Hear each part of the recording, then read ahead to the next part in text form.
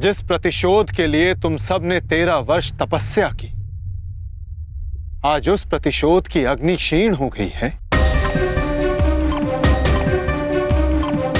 जिस न्याय के लिए तुमने इतने वर्षों प्रतीक्षा की, आज तुम्हारा मन उसके लिए व्याकुल नहीं। जिन अस्त्रों को तुमने इस युद्ध के लिए सहेजा, क्या उन अस्त्रों को संधान करने का संकल्प तुम्हारा हृदय त्याग चुका है पार्थ? क्या अब तुम्हें यह युद्ध अनिवार्य प्रतीत नहीं होता पार्थ?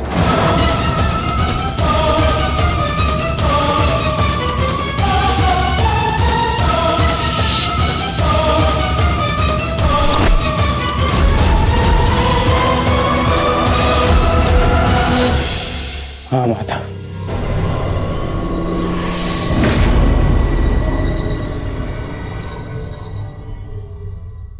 ये युद्ध अनिवार्य है। तो फिर तुम व्याकुल क्यों हो पार्थ? कहीं तुम्हें यह स्मरण तो नहीं हुआ है कि कैसे महामहिम भीष्म ने तुम्हें प्रेम दिया, तुम सबको संरक्षणा दी, वन से वापस बुलाकर तुम्हें तुम्हारा अधिकार दिया, कि कैसे आचार्य द्रोण ने तुम्हें सर्वश्रेष्ठ धनुधर बनाने के लिए एकलव्य को, कर्ण को धनुधर की विद्या से वंचित रखा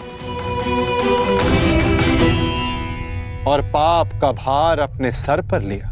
तो क्या यह असत्य है माधव? क्या उन्होंने ये सब नहीं किया?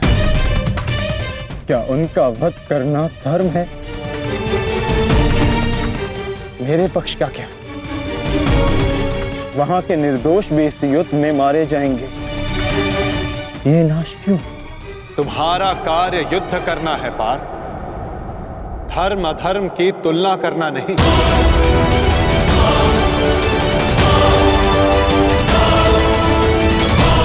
और केवल विपक्ष ही नहीं, तुम्हारा स्वयं का पक्ष भी तुम्हें दुर्बल बना रहा है। वहां भी सर्वत्र धर्म नहीं है पार्थ।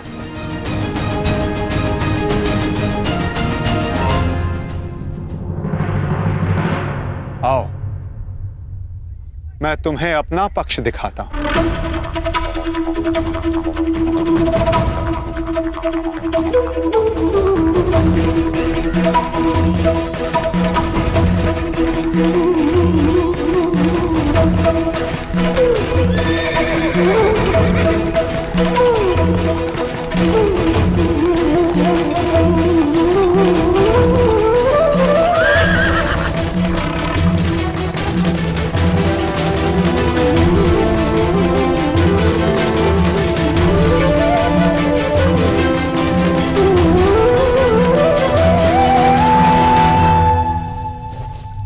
देखो अपने भ्राता युधिष्ठिर को,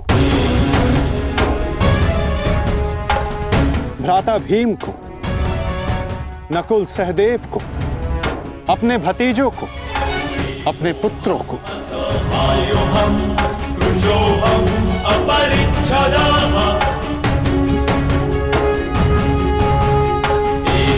तुम्हें क्लेश है कि इनमें से ना जाने कौन कौन काल कलवित होगा।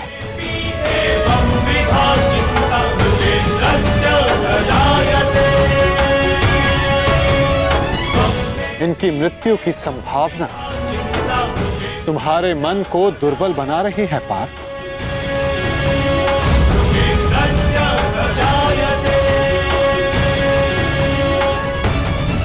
परंतु पार्थ, क्या ये वास्तविकता में धर्म के पक्षधर हैं?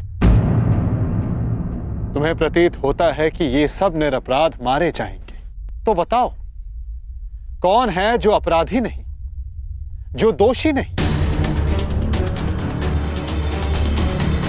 यदि युधिष्ठिर स्वयं का अधिकार राज्य पर मानते हैं, तो इसमें दुर्योधन का क्या दोष? क्या उनकी माता पहले गर्भवती नहीं हुई थी? क्या यह सत्य नहीं कि युधिष्ठिर ने अपना राजद्यूत क्रीड़ा में लगाया जिसे दुर्योधन ने जीता? यदि दुशासन ने अपनी ज्येष्ठ की आज्ञा मानकर द्रौपदी का वस्त्र हरण करने का अपराध किया, तो तुम चारों ने भी अपनी ज्येष्ठ की आज्ञा मानकर अपनी पत्नी का अपमान होने दिया।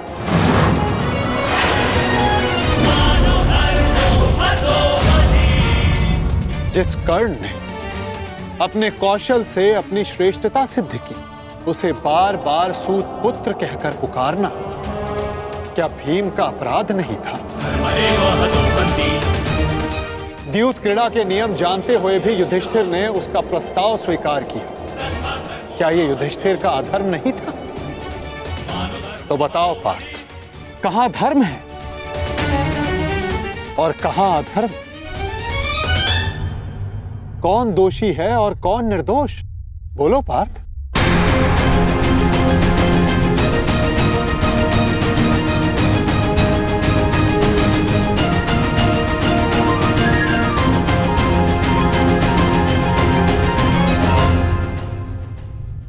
आपने उचित कहा माधव।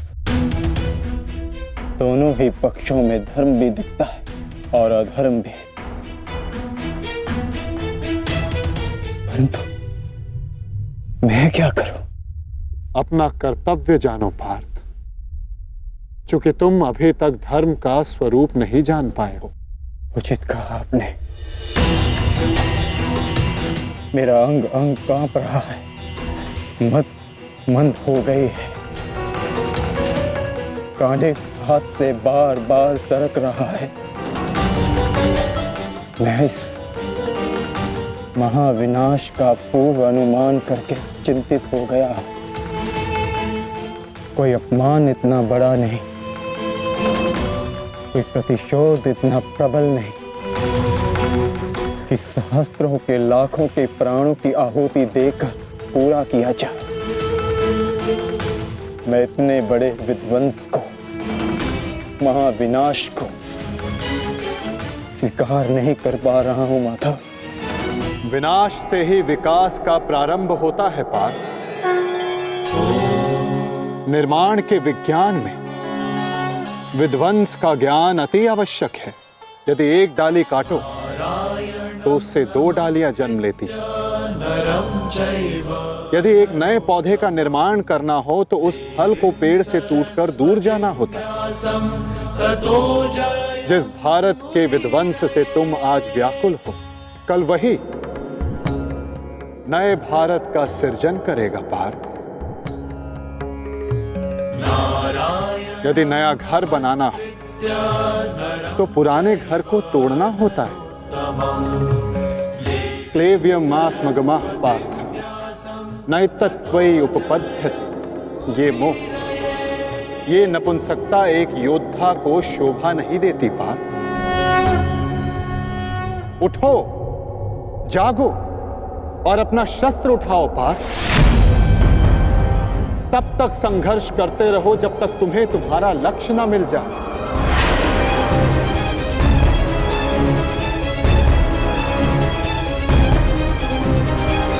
शस्त्र उठाओ?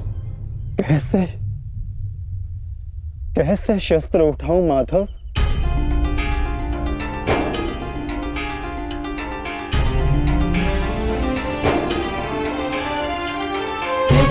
धर्मं च लोभं च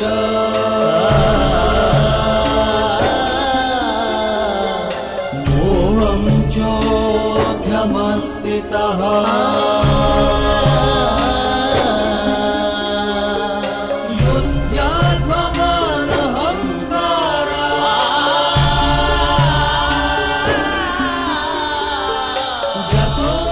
जिनकी सेवा और आज्ञा पालन करना जीवन का धर्म है, उन पितामह पर, आचार्य द्रोण पर कैसे शस्त्र उठाऊं मैं? कैसे माधव? ये कौरव है तो मेरे भाई ही ना। सबकी धमनियों में एक ही रक्त है। इन्हें मारकर इंद्रप्रस्थ तो क्या, इंद्रलोक भी मिले तो क्या लाभ?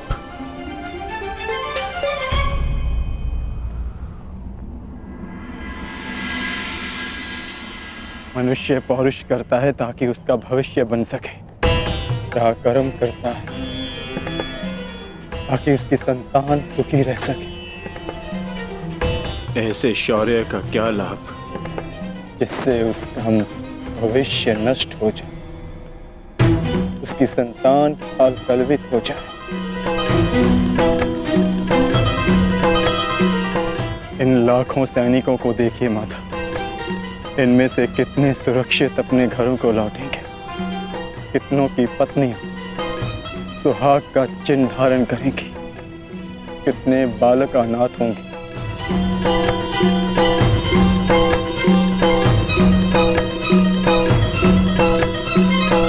कौन बचेगा उन्हें धर्म और भविष्य सिखाने के लिए? मैं देख रहा हूं माता, इस धर्म युद्ध के पश्चात अधर्म और भी बढ़ेगा। कुरुकुल का ही नहीं, पूरे भारत का विनाश होगा। आज के नियम टूटेंगे। क्या भविष्य को यही आशा है हमसे? तर्क बुद्धिमतपूर्ण है पार्थ, परंतु अर्थ मूर्खतापूर्ण। क्या नष्ट हो जाएगा? कैसा दुख होगा पार्थ? यदि वृक्ष के कुछ पत्ते झड़ जाएं, तो वो दुख का कारण नहीं होते पार्थ। पत्तों के जन्म का तात्पर्य वृक्ष को जीवन देना होता है, स्वयं का जीवन जीना नहीं। ठीक उसी प्रकार मनुष्य का जीवन और मरण, उसका केवल एक ही लक्ष्य होता है पार्थ, समाज में सुख, समाज में धर्म स्थापना। और आज ये समाज तुमसे यही युद्ध मांग रहा है, युद्ध मांग रहा है, युद्ध मांग रहा है, युद्ध मांग रहा है। मैं कह चुका हूं कि विनाश से उद्भाव प्रारंभ होता है। आज समाज में भेदभाव, लोभ, लालच विष बनकर व्याप्त हो रहा है। जो धर्म वर्षों पहले वेदों ने स्थापित किया था, वो आज केवल एक शब्द बनकर रह गया है बात। धर्म का मर्म लुप्त हो गया। तुम्हारे समक्ष कर्ण का उदाहरण है पार्थ, जो वर्ण व्यवस्था कर्म पर आधारित थी, आज उस पर जन्म हावी हो गया है पार्थ। सहस्त्रों का कौशल, उनकी प्रतिभाएं दबाई जा रही हैं पार्थ। समाज नया परिवर्तन मांग रहा है, नई परंपराएं मांग रहा है, और वो सब संभव होगा इस युद्ध से, इस युद्ध से, इस युद्ध से। इस युद्ध से नई परंपराएं जन्म लेंगी। वो व्यवस्था टूटेगी जो आज समाज को तोड़ रही है पार्थ।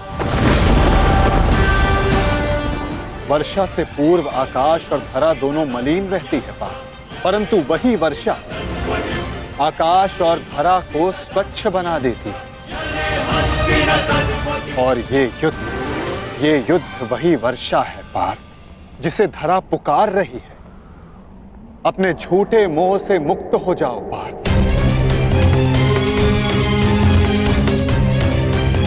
और अपने वास्तविक लक्ष्य को पहचानो। समग्र मानव समाज के लाभ का विचार करके उठाओ अपना शस्त्र, उठो और गांडीव की तनकार से बता दो समस्त संसार को कि परिवर्तन आ रहा है। अपने बाणों से तोड़ डालो इस व्यवस्था को और जन्म दो नूतन परंपरा को पार्थ। यही धर्म है।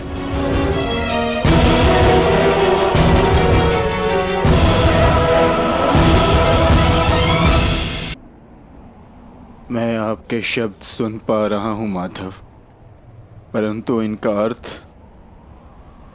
हृदय तक नहीं जाता। मन संशय से इतना भरा, शस्त्र उठाने में स्वयं को असक्षम पाता हूं। मोह का आवरण धुंध बनकर दृष्टि के समक्ष। धर्म का संशय, मन अपनों की हानि के विचारों से भरा है। संसार को कैसे देखूं?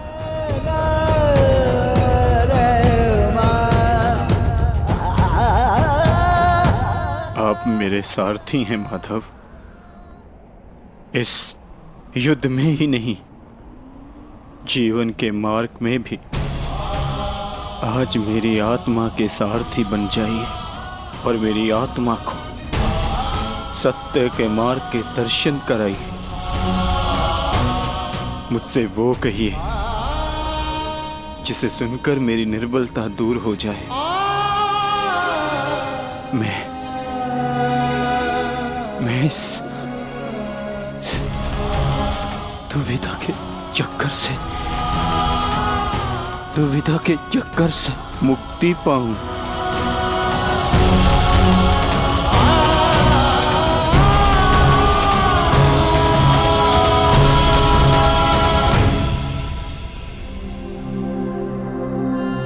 पार्थ,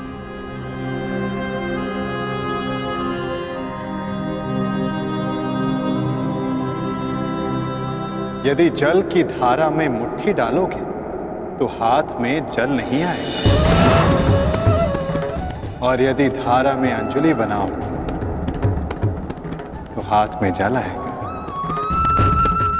मुट्ठी अहंकार है पार्थ, और अंजलि समर्पण होता है। यदि समर्पण की अंजलि बनाओगे तो ही तुम सत्य का ज्ञान अर्जित कर पाओगे। समर्पण करो पार्थ।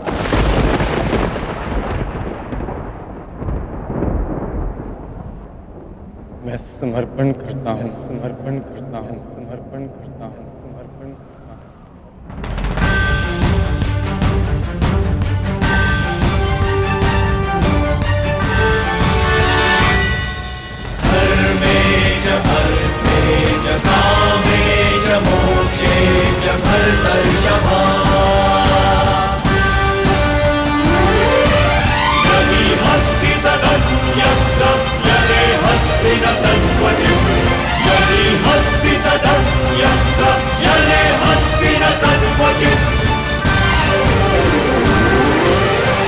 तो ठीक है पार्थ, यदि तुम सत्य जानने को उत्सुक हो तो मैं तुम्हें सत्य, धर्म और कर्म का ज्ञान देता हूं। मैं तुम्हें धर्म और कर्म का मर्म समझाता हूं पार्थ। मैं तुम्हें वो ज्ञान देता हूं जो मानवता को चिरकाल तक उनका मार्गदर्शन करता रहे, उसका सहयात्री और सारथी बनेगा।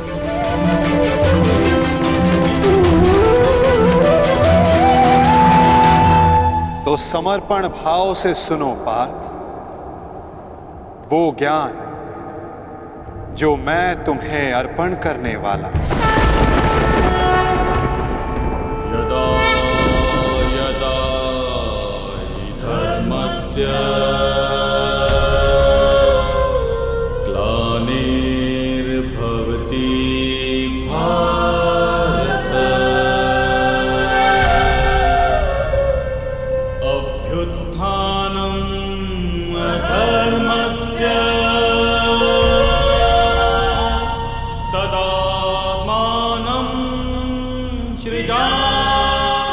तो बताइए माता,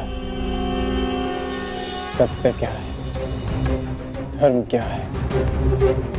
सत्य, धर्म और कर्म ये सब हमारे मन के उत्पाद होते हैं पार्थ।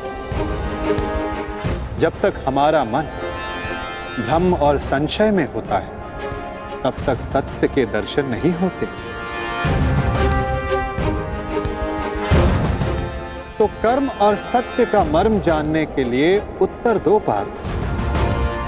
तो बताओ, मानव, पशु पक्षी, जल जीव, वनस्पति ये सब कैसे बने? कैसे इन सब का जन्म हुआ है? ये सब कैसे जीते हैं? कैसे इनकी मृत्यु होती है? और मृत्यु के पश्चात ये सब कहां जाते हैं? विचार करके उत्तर देना पार्थ।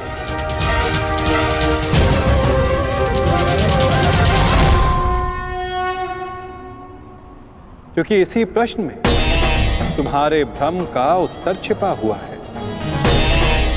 तो बताओ, देह मिट्टी से बना है माधव, वायु श्वास बनकर उसे जीवन देती है, अग्निताप बनकर उसे चलाता फिराता है, जल रक्त और मज्जा से बनकर उसे जीवित रखता है, और आकाश देह के रिक्त स्थानों में उपस्थित रहता है। इसी प्रकार इन्हीं 5 महाभूतों से देह का निर्माण हुआ है माधव, और मृत्यु के पश्चात इन्हीं 5 भूतों से इसका विलय हो जाता है।